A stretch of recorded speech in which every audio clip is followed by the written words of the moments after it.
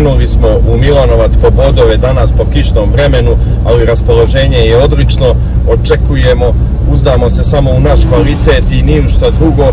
Obzirom na druga dešavanja ništa nam nije ni ostalo. Eto, čućemo se poslije pred početak utakmice i na poluvremenu, ali misli su nam pozitivne i baš smo optimistični danas. Idemo u prvi put jedna ekipa, pošto nas danas ima više, razdvojili smo se u više auta. Pozdrav za sve. Loše vreme opet za gostovanje, samo što se nadamo danas da će biti mnogo bolji rezultat nego u Milanovcu.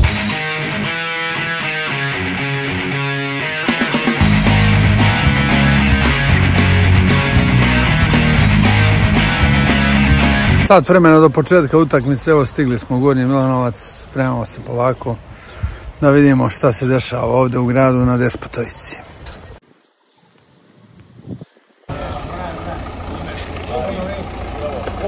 Jeste stigli, bravo majstor. Dobar dan! Dobar dan ljudi! Kako ste šefe? Kako je sekretar? Taktika je spremna, evo sad smo saznali, svi su lepo raspoloženi, nasmejani. Kljajić, prvi operativac kluba, kao i Stamenković, naš šef, tako da idemo dalje, na poluvremenu ćemo vidjeti gdje smo i šta smo. Dobro.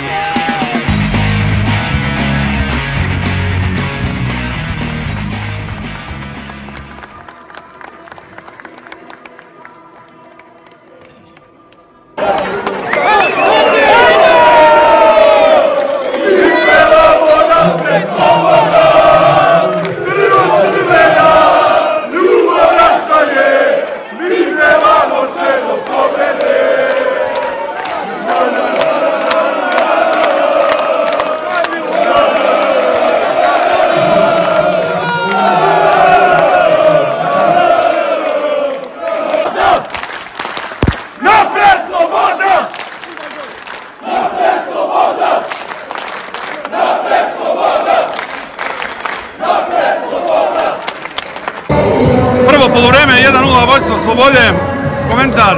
Ovo je sigurno poslije dugo godina najbolja gostujuća utakmica i najbolja gostujuća atmosfera. Mislim da potpuno dominiramo kako na tribinama, tako i na terenu. Malo je čak i napeto i bile su neke varnice na tribinama, što daje posebnu čar. Mislim da smo igrom zaslužili više od ovog vođstva, ali bit će svakako teško, vidimo se na kraju utakmice, samo napred. Evo, čuli ste Dobrivoja, moj komentar je sličan. Onako tvrda utakmica, ne igramo toliko dobro kao u prethodnim utakmicama, ali dali smo gol iz jednog prekida, sad bi trebali strpljivo, mudro da čekamo iz prilike iz kontre i daćemo im gol sigurno. Dobrivoj Turudić i Božo Kokora, iako ih razlikuje jedno 2,5-3 decenija, su izgledom tu negde. Boga mi ovakav osmeh, ja bi sad potpisao. Sve za Slobodu. Pa dosta je teško, sad 45 prvih minuta je prošlo, strepimo, navijamo. Mislim da retko koji klub ima ovo što slika prikazuje, a to je engleski stil navijanja na gostujućim terenima. Ovdje, pa mogu slobodno reći 300 ljudi, to je zadovoljstvo, ono zašto živimo, da budemo nekako okrenuti ka tom sistemu navijanja koji je daleko od kolegionizma, mafije i bilo čega drugog. Napred Sloboda, kažem, u drugom poluvremenu, evo zapalio sam cigaru, molim vas se smirim, fali mi jedno hladno pivo po defaultu na poluvremenu, ali takvi su standardi i u Srbiji.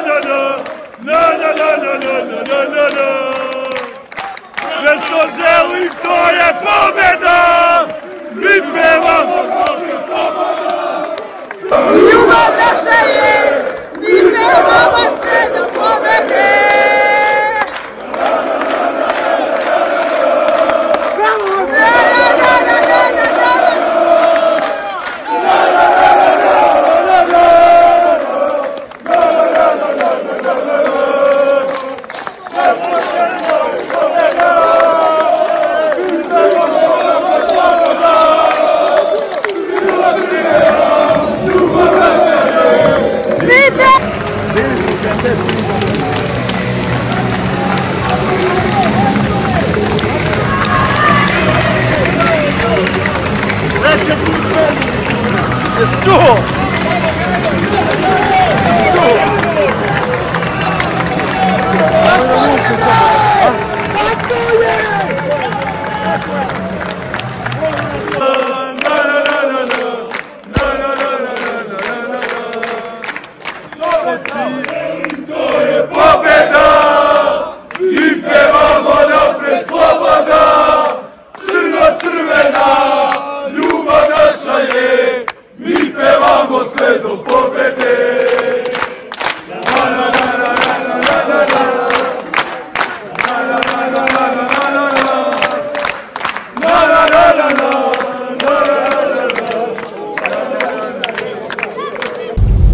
Šta reći ovako, ovo su utakmice koje se pamte cijel život. Oni preokreti u 90. minutu i pobjede, pa čak i porazi su nešto što se pamti cijel život. Mislim da smo realno i objektivno bili bliži pobjedi. Imali smo nekoliko prilika, imali smo tih nekih 15 minuta slabe igre u drugom poluvremenu što je Metalac iskoristio izjednačeno 1-1, ali pravi utisak i stvarno Božja pravda za ovo što se desilo je ta pobjeda koja je došla na način da je 350 do 400 ljudi iz Užica koji su došli po kišovitom danu u vreme praznika da bodre slobodu stvarno palo u trans potpuni. I ovo što se desilo danas je baš onako na srpskim fudbalskim terenima retkost. Evo da čujemo šta će vam reći i Dobrivoje, on je dosta objektivniji od mene. Pa mislim da nema više od 10 klubova na Balkanu koji imaju ovakvu podršku na gostujućim terenima, računajući sve velikane. I to mi je posebno danas puno srce što je bilo blizu 400 Užičana, a rezultat je bio samo šlag na tortu da se ovako srećni vraćamo kući, da smo ponosni. Naša sreća je danas veća nego neki klubovi kada osvoje titule i zato je lepo biti navijač Slobode i zato ćemo ići u Evropu, obećavam vam. Vukija, tu je i bivši sportski direktor Slobode, Dragić Nešković, bio je Batli ovog puta. Vodimo li Neška u Novi Sad? Mislim da pored Neška će možda biti i još jedan čovjek za Novi Sad, ali nećemo otkriti njegovo ime, to će biti iznenađenje. I još jedan, tu je i mali Vuk Turudić, ali i naš prijatelj, jedan od, mogu reći, legendi zapadne tribine, Igor Vukojević. Vuki, pozdrav Vuki, hvala ti, je li bilo dobro? Fenomenalno. Ovo što Sloboda ima, nema gotovo ni jedan klub u Srbiji. Važi, hvala, nastavljamo dalje.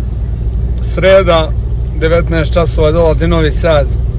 Pobjede se moraju nastavljati. Ćao.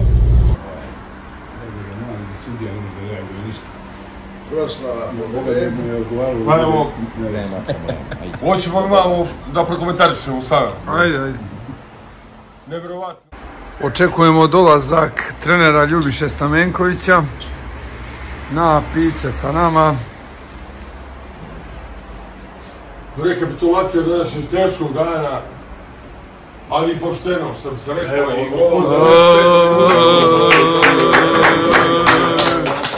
Kako je lepo, a? Svaka čast. Čestim je vama. Svaka čast. Dobro je, samo 2-1, jesi zadovoljan? Danas, Stamenković je danas imao podršku na gostujućem terenu kakav nema i Jürgen Klopp kao trener Liverpoola. A namučio nas je do zadnjeg sekunda i strepeli smo. Šefe, kažite na gostujućim terenima atmosfera kakva je bila i da li može da se poredi sa ičim do sad? Ja sam imao druga posla, možeš ti da kažeš. Pa ne znam kako je to. Ja se bavio drugim stvarima. Pa mislim da smo bolji bili nego ti. Mi nismo, mi smo 90 minuta, a ti si u 95. Samo tako nastavi. Možemo i jedno pitanje, možemo li nema nastavimo.